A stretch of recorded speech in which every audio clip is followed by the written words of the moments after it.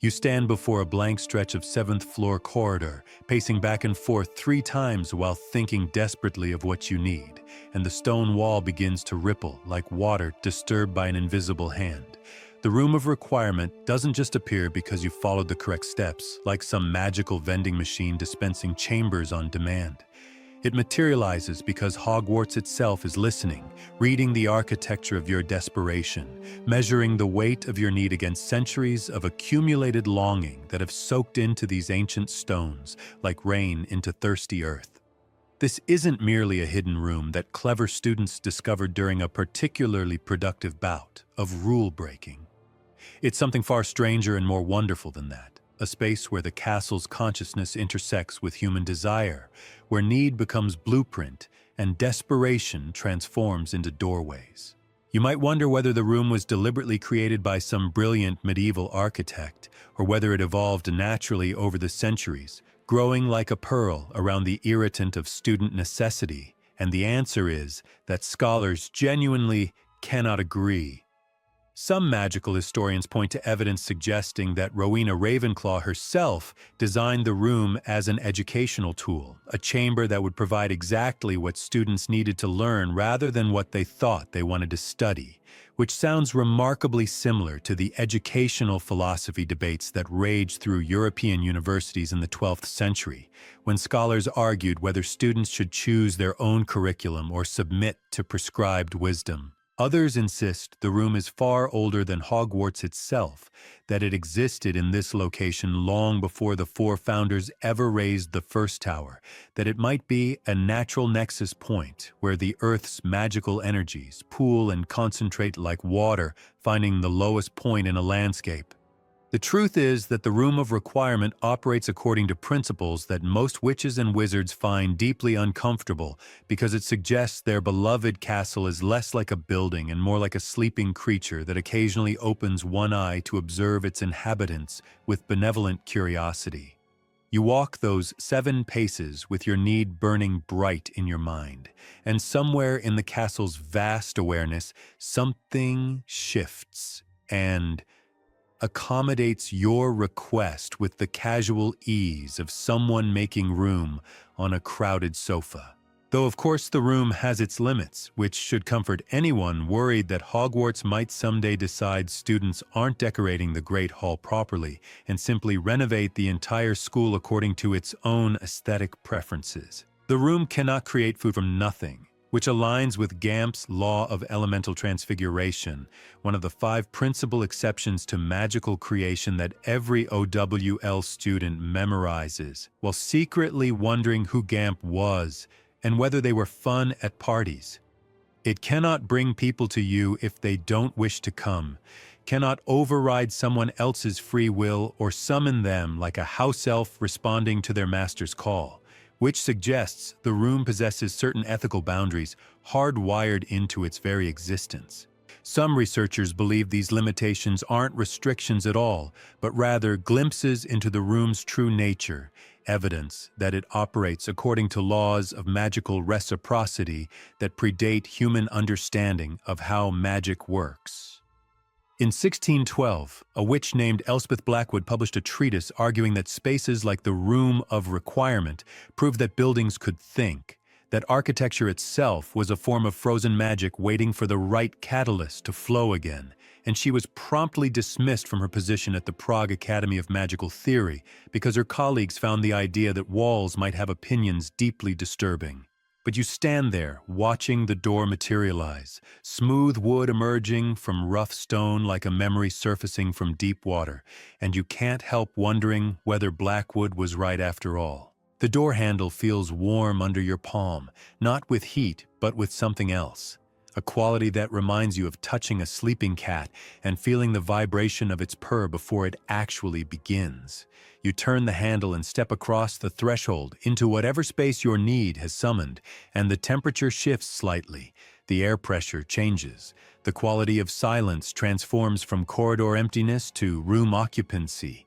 and you realize that the space beyond existed nowhere until this precise moment.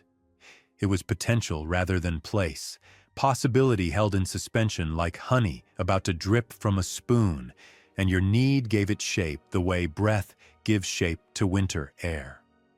The peculiar thing about entering the room of requirement is that it always feels simultaneously unfamiliar and inevitable, as though you're discovering a childhood hiding place you'd somehow forgotten despite visiting it 1,000 times. The room's appearance shifts according to need rather than want, which creates some amusing situations when students think they need something impressive when they actually need something practical, like the apocryphal story of a 7th year who paced while thinking he needed a space to impress his date and found himself in a cozy corner with 2 comfortable chairs and excellent lighting for actually talking to each other. The castle, it seems, occasionally knows what you need better than you do yourself,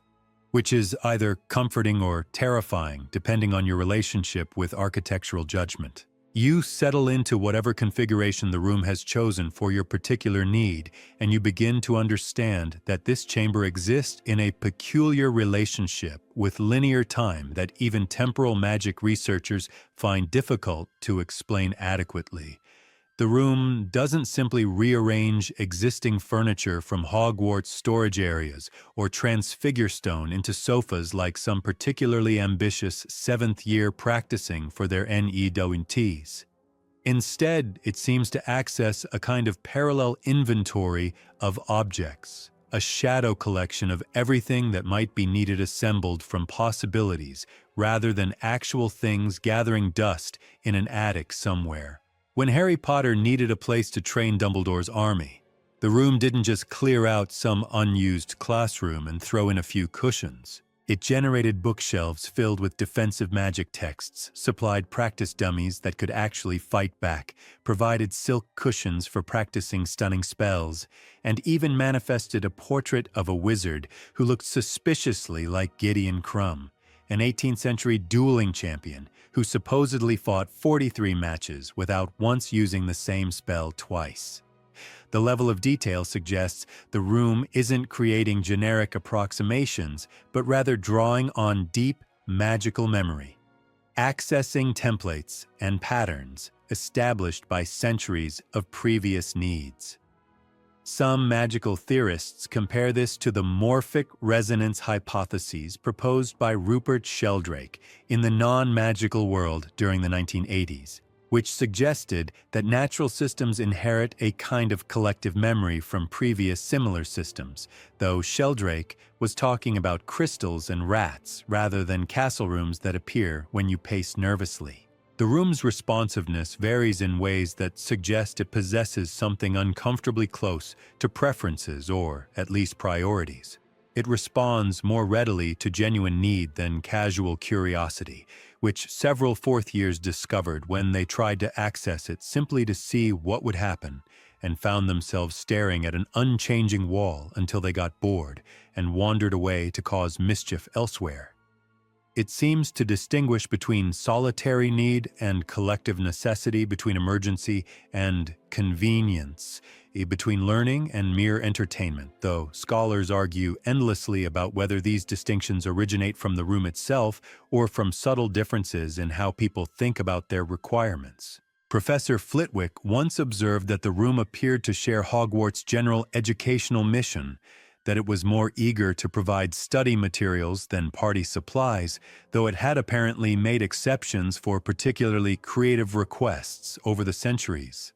There's a documented case from 1711 when a Ravenclaw student needed to understand the migration patterns of Hungarian horntails for an essay, and the room provided not just books, but an elaborate 3-dimensional map showing dragon flight paths across Europe, complete with tiny animated dragons that breathed actual fire smaller than birthday candle flames. The castle had apparently decided that understanding through visualization served educational purposes, which suggests either sophisticated pedagogical awareness or simply a dramatic flair inherited from Rowena Ravenclaw herself, who reportedly never met an explanatory diagram she couldn't make more elaborate. You run your hand along whatever wall or bookshelf or peculiar architectural feature the room has deemed necessary for your current situation, and you can feel the subtle texture of magic worked into physical form like embroidery, stitched so finely it feels smooth from a distance. The objects in the room possess a curious quality that careful observers notice after spending extended time here. They feel real, solid, permanent, yet they also seem slightly provisional, as though they're placeholders for more perfect versions of themselves that exist somewhere else.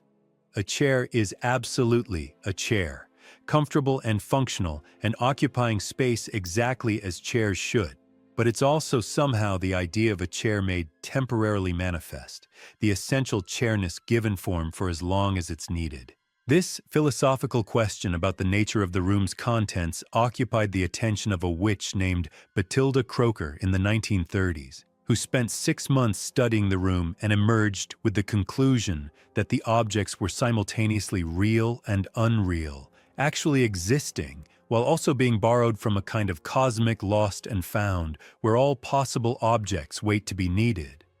Her colleagues dismissed this as mystical nonsense, which seems somewhat hypocritical coming from people who can turn beetles into buttons and communicate through fireplaces, but academic turf wars have never required logical consistency. The room's ability to change configurations presents interesting questions about what happens to objects when they're no longer needed. When the DA stopped meeting, all those practice dummies and defensive manuals didn't simply vanish in a puff of smoke like a failed conjuration charm. They presumably returned to wherever they came from, slipping back into potential rather than actuality, rejoining the great inventory of possible things that might someday be needed again.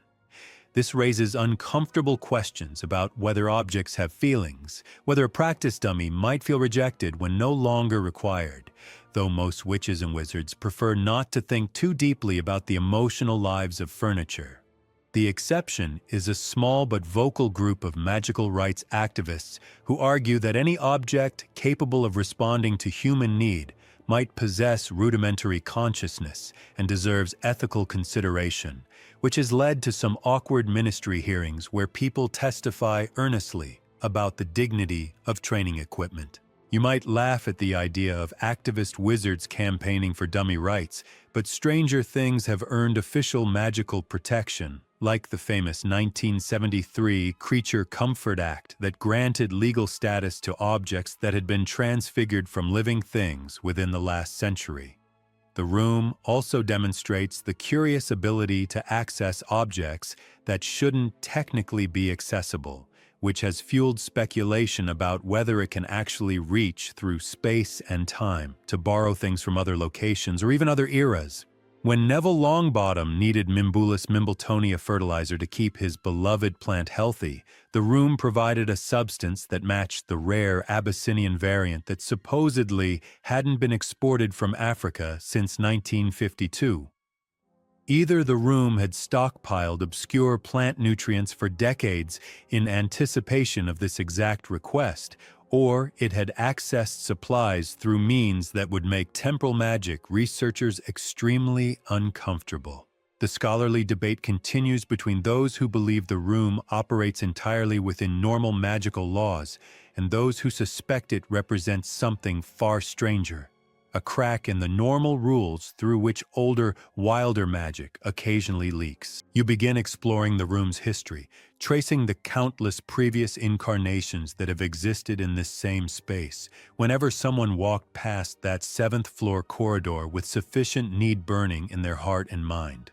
The room's story is really thousands of stories, layered like sedimentary rock, each need leaving traces that never quite disappear even when new configurations replace old ones. Historical records mention the room of requirement only occasionally, usually in passing references that suggest the author assumed everyone already knew about it and needed no explanation, which has frustrated magical historians trying to establish a definitive timeline.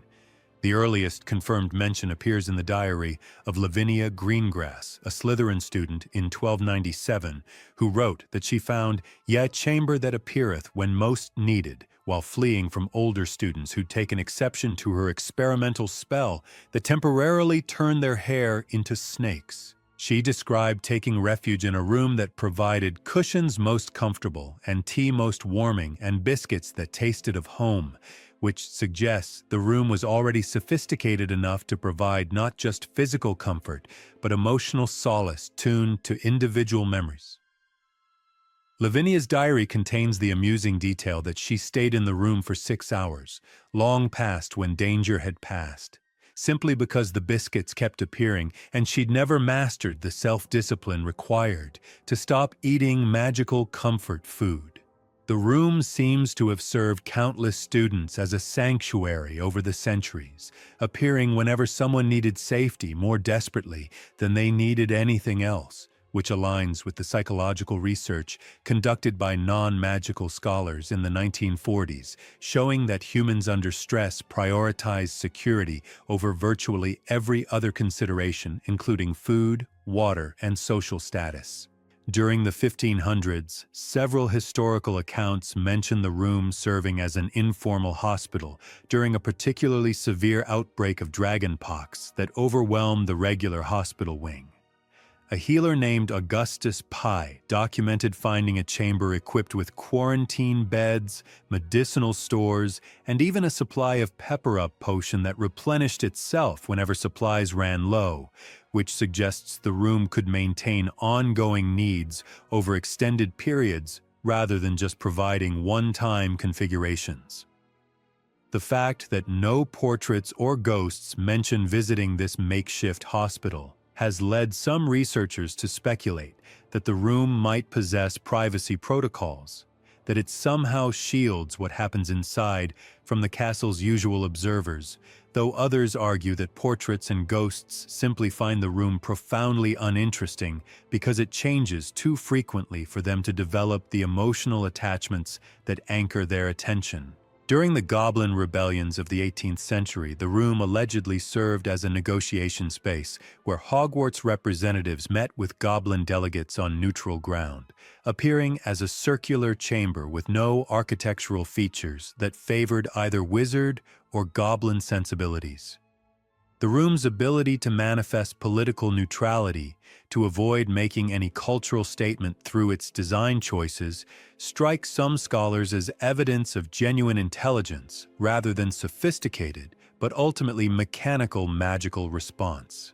A room that can read the subtext of political tension and adjust accordingly is operating at a level far beyond simple wish fulfillment. You might wonder whether the room keeps memories of everyone who has needed it, whether somewhere in its magical architecture there exists a record of every desperate student and frightened teacher and injured creature that has sought refuge within these responsive walls. Some researchers believe the answer is yes, that the room accumulates experience the way living beings do, that each configuration leaves subtle traces that influence future manifestations even if the specific details are forgotten.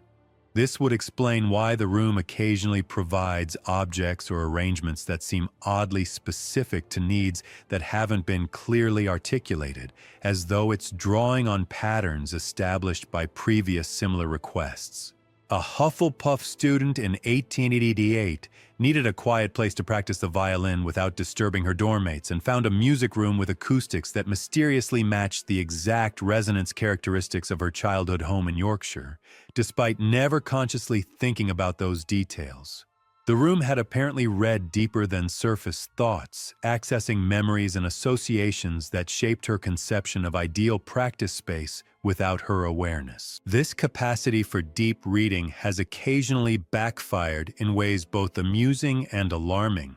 There's an apocryphal story about a Gryffindor in the 1920s who thought he needed an impressive library to convince his friends he was studious, when he actually needed help admitting he was struggling with schoolwork, and the room provided a single comfortable chair facing a wall mirror that reflected his worried expression, until he finally broke down and admitted he needed tutoring rather than performance space.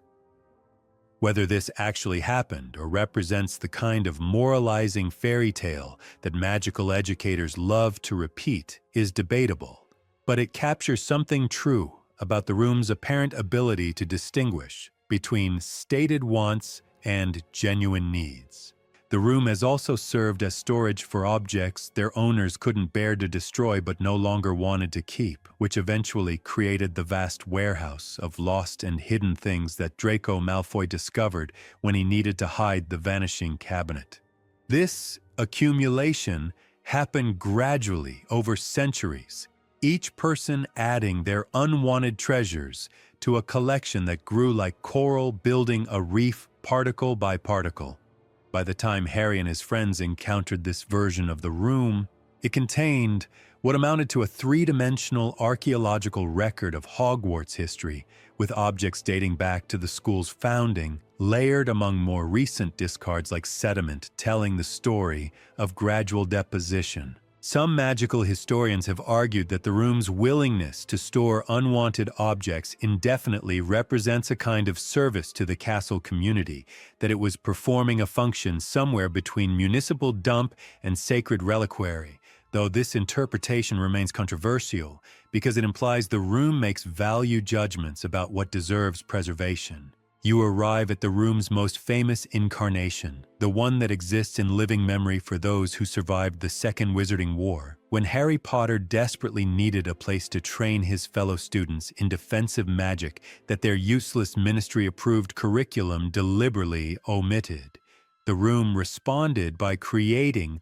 what amounted to a rebel headquarters disguised as a classroom, a space that shouldn't have been possible within the careful surveillance and educational authority structures that Dolores Umbridge had established throughout Hogwarts. In this configuration, the room demonstrated its most sophisticated understanding yet of what need actually meant, providing not just physical space but psychological sanctuary. Not just training equipment, but the emotional architecture of hope and resistance. The room appeared with cushions for practicing stunning spells without injury, bookshelves containing precisely the defensive magic texts that Umbridge had banned, and even motivational portraits, including one of a wizard who looked suspiciously like a younger Albus Dumbledore, though nobody could prove this definitively. The historical parallel to real-world resistance movements operating in occupied territories during World War II is striking and probably intentional on Rowling's part, though the magical version included the advantage of having your headquarters literally materialize from nowhere whenever members needed it. The room maintained this configuration throughout the school year, which represented a significant departure from its usual pattern of reshaping, according to immediate need and then reverting to potential once that need passed. Something about the sustained collective need of dozens of students apparently convinced the room to maintain continuity, to remain stable even when individuals left, which suggests it could recognize the difference between personal requirement and movement necessity. This stability allowed Dumbledore's army to accumulate equipment, to leave books and practice dummies in place between meetings, to develop the sense of permanent space that transforms random gatherings into genuine organizations. Social psychologists in the non-magical world have extensively documented how physical spaces shape group identity, how having a dedicated meeting place transforms collections of individuals into cohesive communities with shared purpose, and the Room of Requirement seemed to understand this instinctively. The room's door also demonstrated security features that hadn't been clearly documented in previous uses, refusing entry to anyone seeking to cause harm to those inside, and even providing warning when enemies approached. When Umbridge finally discovered the DA's meetings and assembled her inquisitorial squad to raid them, the room provided just enough warning for most students to escape, though whether this represented the room's own protective instincts or Dobby's intervention remains a subject of scholarly debate. Some researchers argue that the room's apparent ability to distinguish between friend and foe suggests genuine moral judgment rather than simply mechanical response to stated needs, while others insist this anthropomorphizes what is ultimately just very sophisticated magical architecture responding to security specifications implied in the original request for a safe meeting place. The truth probably lies somewhere between these positions, in the uncomfortable space where sufficiently advanced magic becomes indistinguishable from consciousness and buildings start making decisions that affect the outcome of political struggles. You might chuckle at the idea of a room joining the resistance, but architecture has influenced revolution throughout human history, from the defensibility of castle walls determining siege outcomes to the layout of factory floors enabling or impeding labor organizing. After Umbridge's defeat and return to the Ministry, the DA room presumably reverted to potential, releasing all those defensive texts and practice dummies back into the vast inventory of possible things. Though some students reported finding the room again in later years and discovering subtle traces of its previous incarnation like echoes in an empty hall. A cushion still bearing scorch marks from a misfired spell, a bookmark left in a defensive magic text, a faint smell of the hot chocolate that appeared during winter meetings. These traces shouldn't have persisted if the room completely reset between configurations, which has led some researchers to propose that the room maintains a kind of memorial function, that it preserves fragments of particularly significant uses, the way humans keep photographs of important moments. The scholarly debate over whether these traces represent intentional preservation or simply magical residue that hasn't fully faded continues to generate heated arguments at academic conferences, with some researchers insisting that attributing memorial functions to architecture stretches credulity even in the magical world. During the final battle of Hogwarts, the room served multiple simultaneous purposes, apparently fragmenting its usually singular configuration to meet several desperate needs at once. It provided refuge for younger students fleeing Death Eaters, storage for the diadem Horcrux that Voldemort had hidden among the accumulated junk of centuries, and eventually became the site of the Fiendfire catastrophe that nearly destroyed it completely. This simultaneous multifunctioning has never been documented before or since, suggesting that extreme crisis might push the room beyond its normal operational parameters into emergency modes that override usual limitations. Some magical theorists compare this to human stress responses that enable seemingly impossible physical feats under life-threatening circumstances, like mothers lifting cars off trapped children through adrenaline-fueled strength that shouldn't be anatomically possible, though whether rooms can experience adrenaline surges remains questionable. You venture deeper into understanding the room's most peculiar incarnation, the vast warehouse of lost and hidden objects that accumulated over centuries of students and teachers and staff needing to conceal things they couldn't destroy or didn't want to keep. This version of the room existed simultaneously with all its other configurations, which suggests the room possesses dimensions that don't map onto normal three-dimensional space in ways that even experienced magical architects find difficult to visualize. When someone needed to hide something, the room apparently accessed this permanent storage configuration, adding their contribution to the mountainous collection of discarded furniture, broken equipment, forbidden books, failed experiments, and objects too dangerous or embarrassing or valuable to leave lying around but too important to vanish completely. The collection represented what amounted to Hogwarts' unconscious mind, all the things the castle wanted to forget but couldn't quite let go, and wandering through it offered a kind of archaeological expedition through centuries of magical education. You could find teaching equipment from abandoned curriculum experiments, like the self-correcting quills that were supposed to help students improve their handwriting,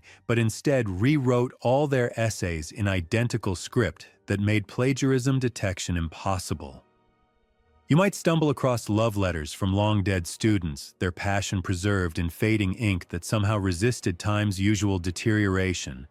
or discover prototype broomsticks from the early days of Quidditch when nobody had quite figured out optimal aerodynamics and crashes were considerably more frequent than modern players would find acceptable. The room contained what researchers estimate as thousands of individual objects, though getting an accurate count proved impossible because the collection seemed to resist systematic cataloging, shifting and rearranging whenever anyone tried to map its contents comprehensively.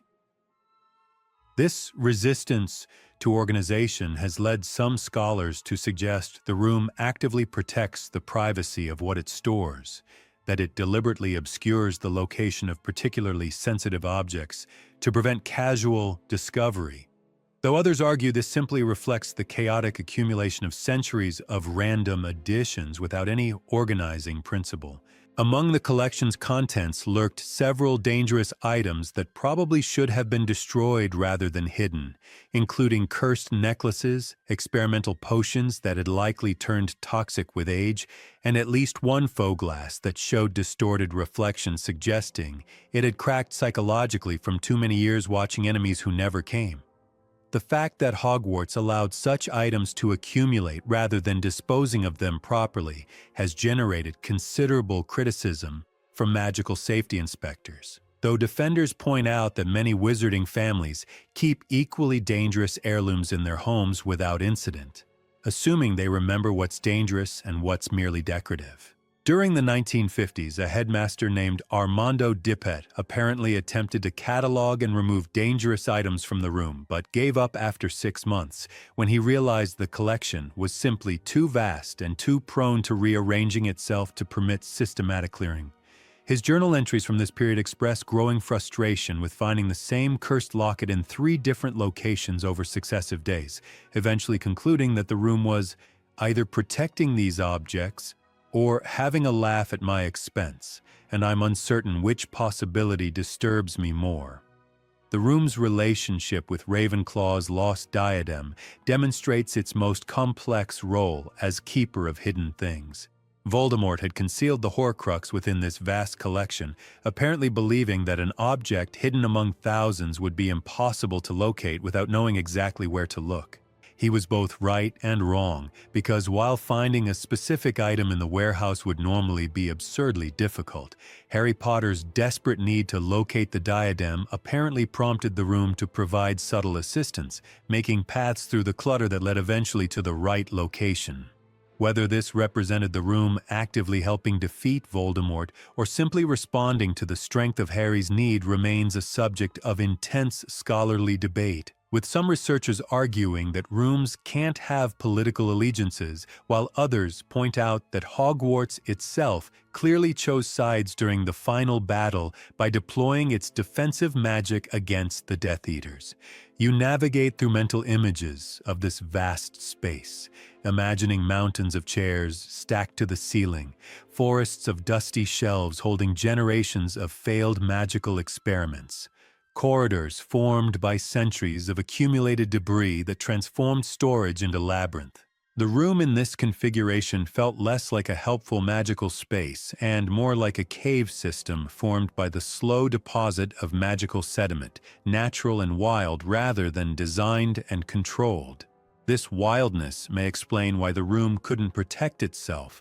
when Crabbe unleashed fiend fire within its bounds, because the warehouse incarnation represented accumulated chaos rather than carefully maintained order, and chaos burns particularly well. The objects stored within ranged from the mundane to the extraordinary, from broken furniture to artifacts that would make curse breakers weep with professional longing. There were reportedly books that predated Hogwarts itself, their pages written in languages that magical linguistics experts couldn't quite identify, suggesting they came from magical traditions that have since been forgotten or deliberately suppressed. There were musical instruments that played themselves, but only sad songs, which raised questions about whether they'd been enchanted that way or had become melancholic through long abandonment. There was even allegedly a mirror that showed not your reflection, but someone else's, chosen apparently at random, which sounds either like a fascinating magical communication device or a profound violation of privacy depending on your perspective. You pause in your exploration of the room's mysteries to consider how far these stories have traveled. How this chamber that exists nowhere until desperately needed has captured imaginations across the entire planet. Which brings us to a moment of genuine curiosity about you, the person following this bedtime journey through magical architecture and responsive stone. I'm really curious, from which part of the world are you watching this video? Write your country in the comments. Let's see how far this little story has traveled.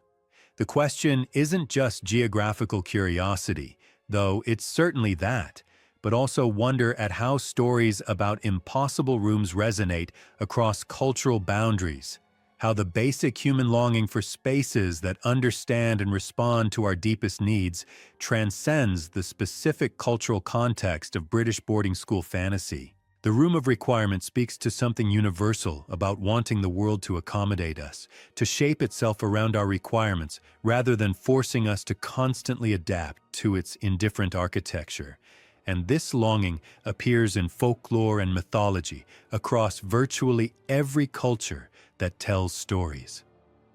Japanese tales speak of kakuryō, hidden worlds that exist alongside our own and can be accessed through need or accident, while Celtic mythology describes the sea day mounds that are simultaneously grave hills and palace entrances, depending on who approaches and when. Middle Eastern traditions include stories of spaces that exist outside normal geography, rooms and palaces that contain more chambers than the building's exterior dimensions should allow, which sounds remarkably similar to the Room of Requirement's apparent disregard for conventional spatial limitations. The fact that these parallel concepts appear independently across cultures suggests that humans have always yearned for responsive architecture, for buildings that care about their inhabitants rather than simply housing them with indifferent practicality. Modern architecture sometimes attempts to address this longing through concepts like biophilic design that incorporates natural elements to improve psychological well-being,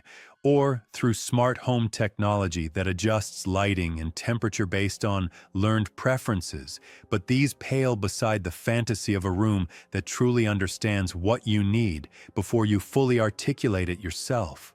The Room of Requirement also embodies wishes about education that extend beyond magical schools into real-world pedagogical dreams. Every student who has felt failed by standardized curriculum yearns for an educational space that adapts to their specific learning needs, that provides exactly the resources and environment they require to understand difficult concepts, and the room represents this fantasy made manifest.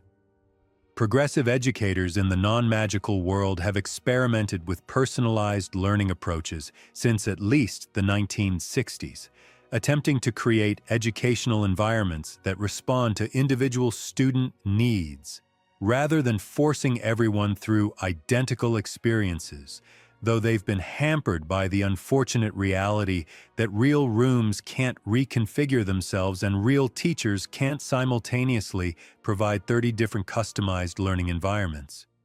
The room's ability to serve this function effortlessly highlights the gap between educational ideals and practical limitations, which may explain part of its appeal to students who feel underserved by their actual schools. You sitting wherever you are, in whatever country you call home, probably have some relationship with spaces that feel more or less responsive to your needs. Rooms that welcome you or make you uncomfortable for reasons you can't quite articulate. The Room of Requirement takes this common experience and amplifies it to fantasy extremes, but the basic phenomenon isn't fantasy at all. Environmental psychology research has extensively documented how physical spaces affect human behavior and emotional state, how room layouts influence conversation patterns and power dynamics, how lighting and color and spatial volume change how people think and feel. The room simply represents the logical extension of this reality, asking what would happen if spaces could actively participate in these relationships rather than passively influencing them. Some architectural theorists have proposed that future buildings might incorporate enough sensor technology and artificial intelligence to approximate the room's responsive capabilities, adjusting configurations based on occupant needs detected through biometric monitoring and behavioral analysis. though this vision of helpful architecture raises obvious privacy concerns that the magical version conveniently ignores. The room's appeal also connects to deeper psychological needs for sanctuary and control in a world that often feels overwhelming and unresponsive. The fantasy of being able to walk past a wall 3 times and have it provide exactly what you need offers comfort that extends beyond practical utility into emotional reassurance that someone or something cares about your well-being. This may explain why the room appears most readily in times of genuine distress rather than casual want, because the deepest human need isn't for stuff, but for acknowledgement that our struggles matter and our pain deserves response. Modern mental health research increasingly emphasizes the importance of feeling heard and understood as essential to psychological well-being, and the room of requirement essentially offers architectural validation. The building itself confirming that yes, your need is real and important and worthy of accommodation. In an era when many people feel invisible in vast institutions and impersonal systems, the fantasy of a space that sees you individually and responds specifically resonates with particular intensity. You might notice that many of us create smaller versions of this fantasy in real life, customizing our living spaces to reflect our personalities and meet our specific needs, surrounding ourselves with objects and arrangements that provide comfort and functionality tuned to individual preferences.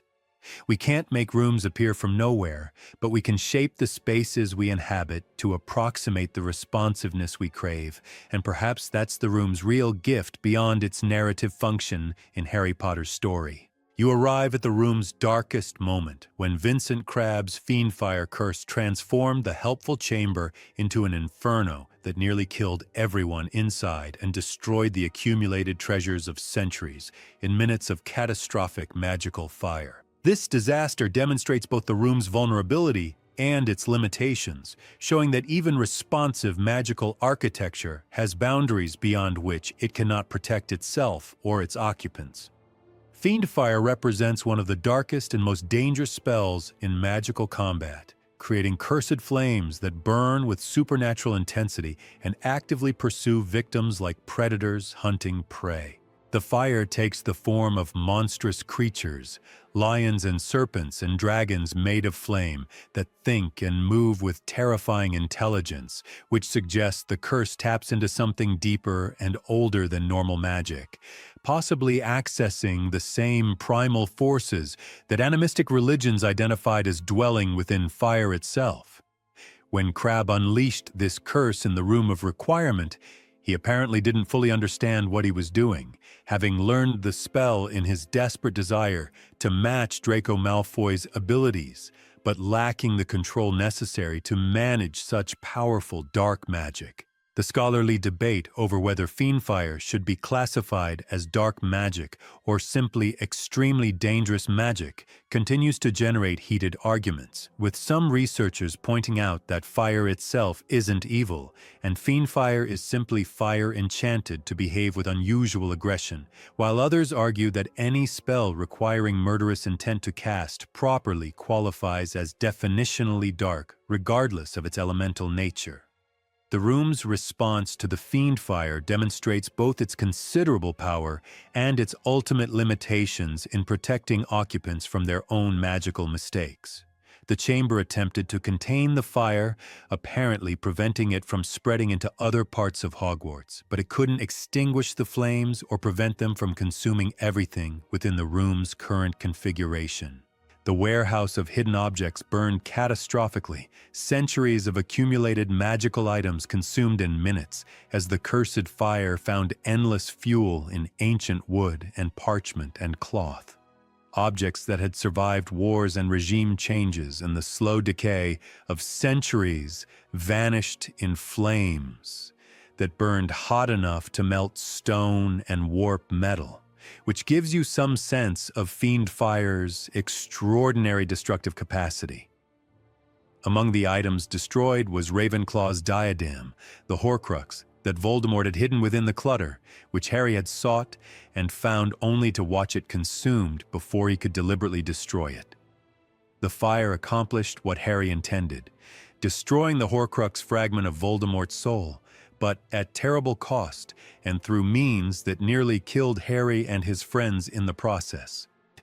Ron Weasley and Hermione Granger had retrieved Basilisk fangs from the Chamber of Secrets specifically for destroying Horcruxes, but the fiend fire rendered their careful planning moot by destroying the diadem through the only other means powerful enough to unmake dark magic,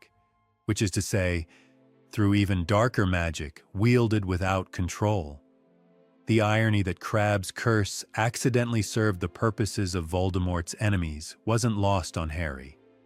though he had little time to appreciate it while fleeing flames that pursued him through burning corridors of accumulated junk. The fact that the room provided broomsticks for their escape, conjuring or revealing them at the crucial moment, has led some researchers to argue that the room was actively trying to save them despite being unable to stop the fire it contained. Others insist the broomsticks were simply part of the accumulated junk that happened to be in the right location, that attributing intentional rescue efforts to burning architecture represents wishful thinking rather than analysis, though survivors of the fire uniformly report feeling that the room was somehow helping them find escape routes through the flames. The fiend fire eventually burned itself out, having consumed everything combustible within the room's boundaries, leaving behind a scorched and empty chamber that resembled the aftermath of a volcanic eruption more than a schoolroom. Subsequent inspection revealed that the room had survived, its fundamental magical structure intact despite the catastrophic fire, though everything that had been stored within was gone beyond recovery. This resilience surprised even experienced curse breakers who examined the damage, because fiend fire typically destroys magical structures completely, consuming enchantments along with physical materials until nothing remains but mundane ash.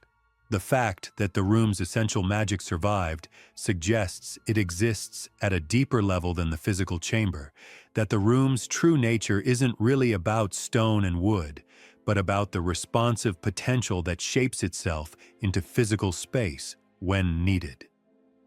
After the fire, the room apparently entered a period of dormancy or healing, with several students reporting that it wouldn't respond to their needs for weeks following the battle. When it finally began manifesting again, some users noticed subtle changes in how it behaved, as though the trauma had affected its personality or priorities in ways that magical architecture theoretically shouldn't be capable of experiencing. The room seemed more cautious about providing dangerous objects, more likely to create empty contemplative spaces rather than elaborate configurations, though whether this represented genuine change or simply projection from users aware of the fire's destruction remains disputed. A Ravenclaw student in the months following the battle reported needing a place to practice transfiguration and receiving a simple room with basic equipment rather than the elaborate practice space she'd expected, as though the room was conserving energy or had developed concerns about enabling potentially dangerous magic. The psychological parallel to post-traumatic caution in humans who've survived disasters is striking, though most magical researchers resist attributing trauma responses to architecture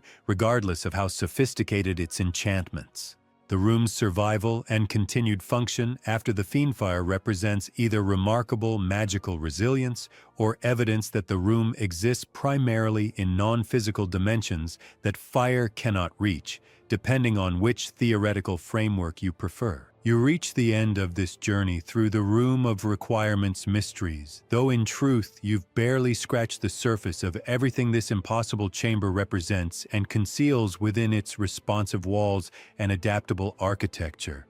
The room continues to exist somewhere in Hogwarts, presumably still manifesting whenever someone walks past that 7th floor corridor with sufficient need,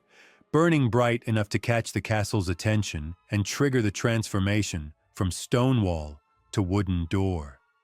Students who attended Hogwarts after the war report that the room still functions, still provides what desperately needed minds request, though some claim it feels different now, more reserved perhaps. more careful about what it offers and to whom.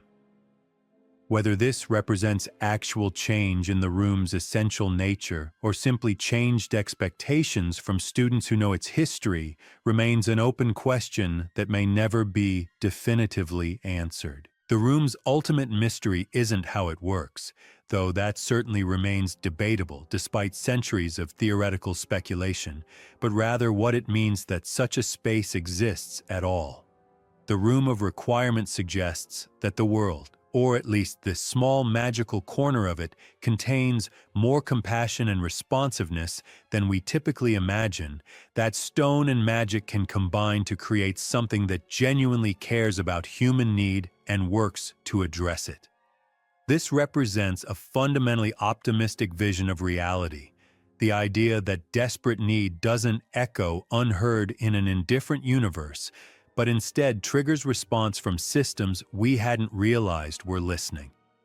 Some scholars argue this anthropomorphizes architecture in ways that avoid uncomfortable questions about who actually built the room and for what purposes, suggesting the room's apparent compassion reflects its creator's values rather than spontaneous architectural benevolence. Others counter that sufficiently advanced magic might genuinely generate something close to consciousness, that the room could have evolved beyond its original programming through centuries of interaction with human need and emotion.